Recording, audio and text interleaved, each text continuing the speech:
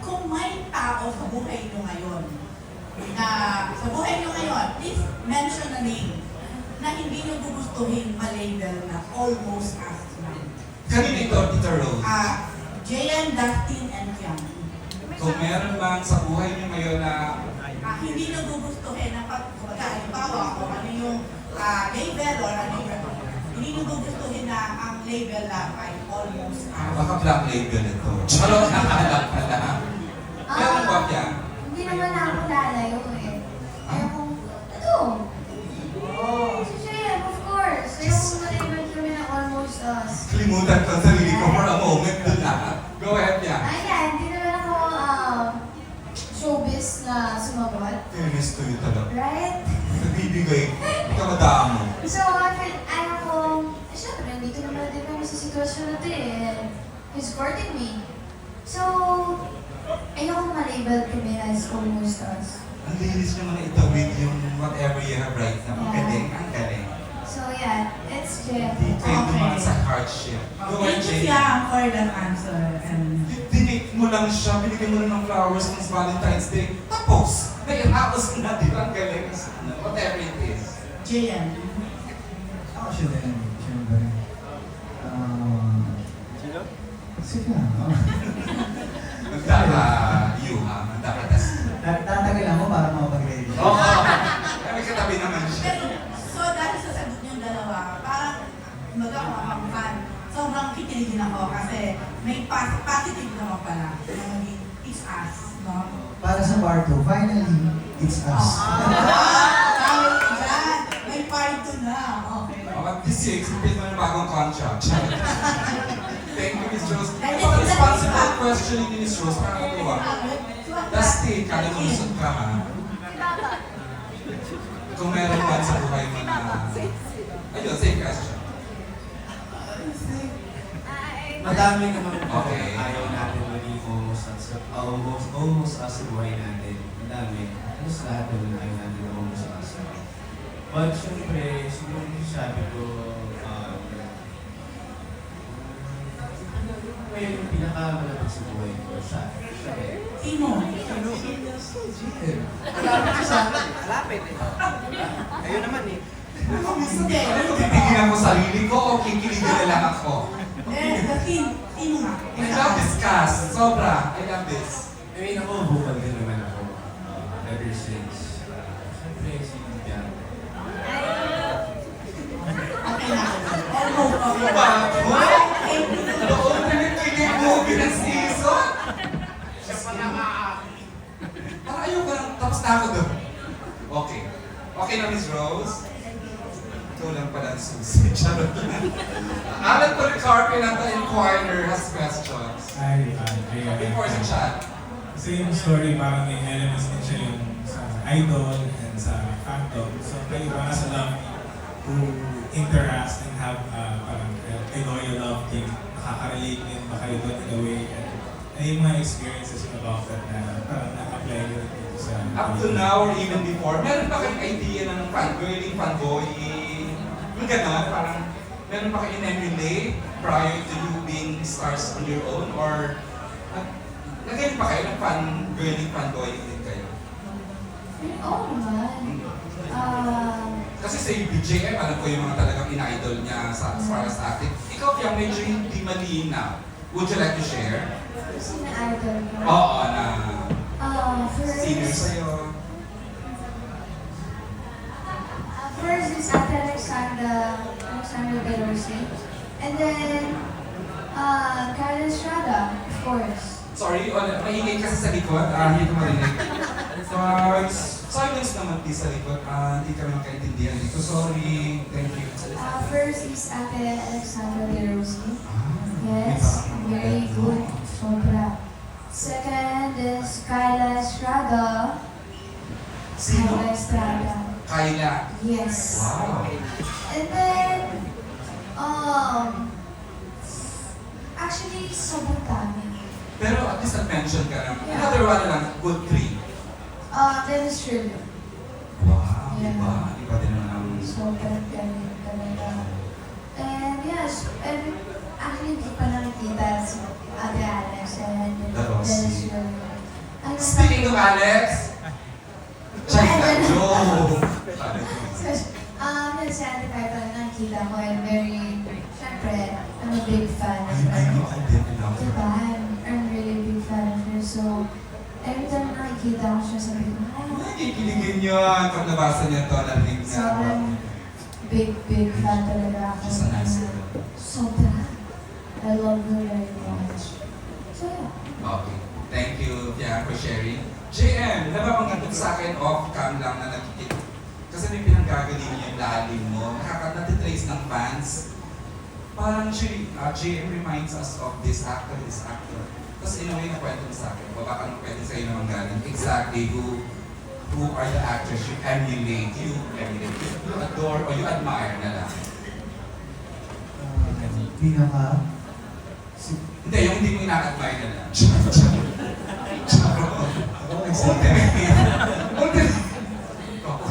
Ultimate. Kahit tatlo.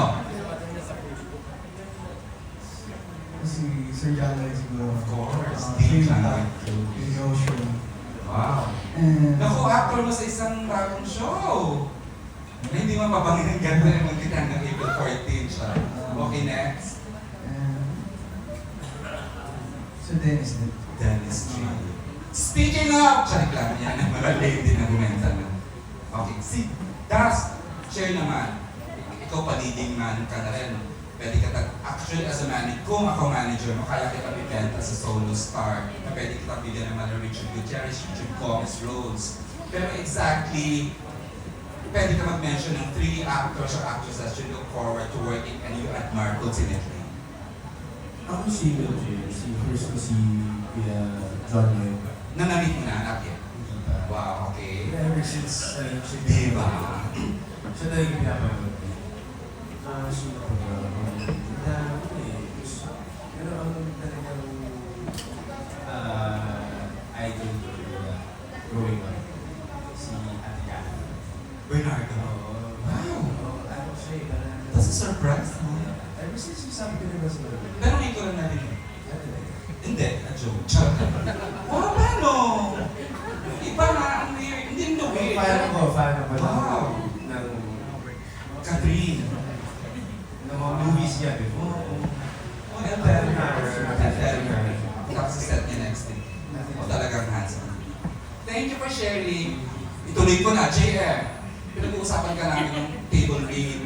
Sabi ko, wala tayo na-develop na ganitong young, for example, may binanggit akong comedian. Sabi ko siya, yung kulang natin, pwedeng siya. Okay, saan nagagaling yung inspiration mo as a comedian? Ang galing, you have a flair for natural comedy, JM. Hindi po ako nagpapatawa. Yun lang talaga. So kung ano nakikita yung nakakatawa, ako lang yun. Kala namin effort yan. Wala. Ako lang to. Wow. Yun lang, ako lang po ang nakikita nyo. And acting is not acting eh. Hindi mo kailangan umarte para mag-show up lalo as an actor. Just be there. Yun lang, kailangan maramdaman mo yung present. At 20, alam niya ang craft niya. 20 ka na ngayon, no? Yes po. Wow, alam na niya yung craft. Yeah. Okay, si Sam. Ultimate actors. Sorry, bato ko na sa lahat pa. Including Sir Keith. Charot na. Okay. Go ahead. For me, I think, syempre, if we talk international levels, Huwag na muna, local na muna tayo. local para- levels po, syempre, same po sila. John Lloyd sila, iba din po kasi talaga sila with their craft. They really know what they're doing. They study their craft po talaga. And, siguro kung hindi din po natin, for me po kasi si Direk Dan, inspiration po talaga siya as an actor because if you get to work with him, he teaches you to be better at what you do. Before, during, and after you shoot the movie. So, it's a pleasure to work with people like that who make you better at what you do, even So, after. ano talaga niyang strike mo as an actress, the reason why you're part of the movie? I Kaya guess so, nilagay yes. ka niya. Yeah, yes. It's a huge blessing. Oo, tama. Yes. Ito may natural flair. Ano rin to? Si Yuki. Who do you look up to? Ako po, I'm a huge fan of Tony Gonzaga, John Lloyd Cruz, Miss Angelica Panganiban. So growing up talaga, sobrang fascinated ako with how much emotions and layers yung naibigay nila for the scene and how smart they are as an actor. So I'm a huge fan of them. Parang doon si JLC today, ha? JP, you've done a lot of his works. Karamihan gawa ni JP. He used to be with Star Cinema, and now he's with us. With Rika. Okay, for the last question will come from Chad Solis. Hi, Chad. Hi, for my first question kay Piang. Since na-mention doon na maraming mga nakakakilig na eksena, nagkaroon ba ng time na parang feeling mo naging totoo na yung kilig while ginagawa niya yung eksena? Actually, parang lahat ng ginawa namin kilig, hindi ako, hindi si Janine yun eh. Si Vian po yun. Kasi parang ang hirap pikain ng kilig. Kasi yung mas na pinake may kilig, parang hindi din naman mararamdaman ng lahat yun eh.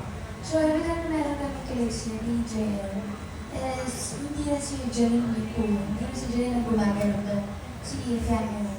So yeah, parang lahat ng ginawa namin eksena with kilig moments. It's me.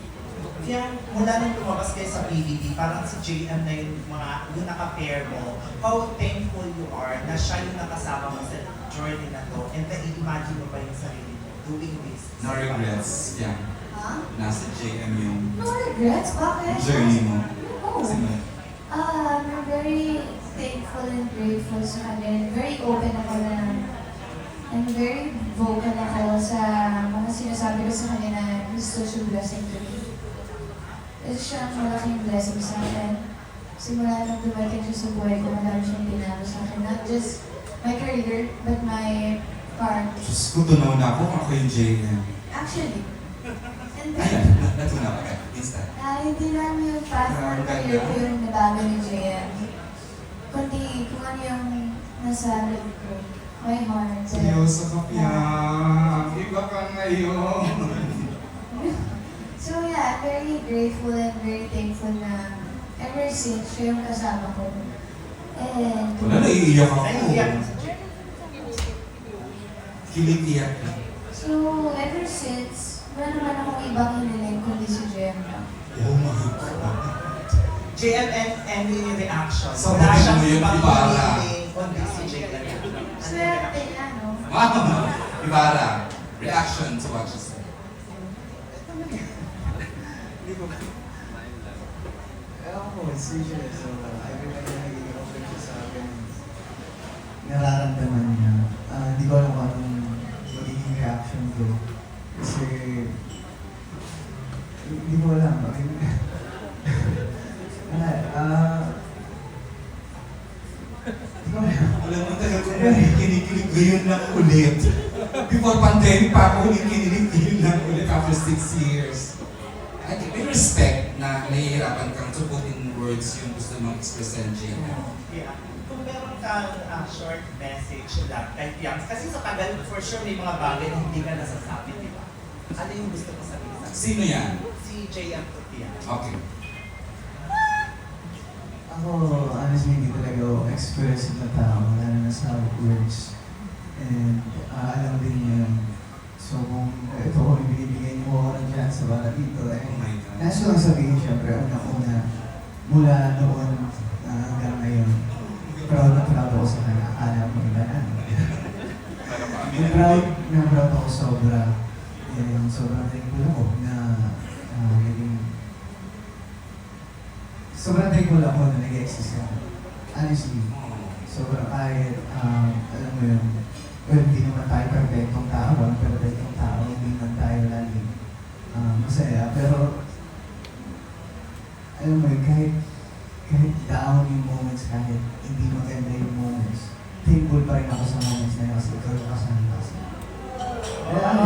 Na-record ba ng lahat yun? Ang ganda naman, ha? Pati ba yung reaction ni Dustin yun na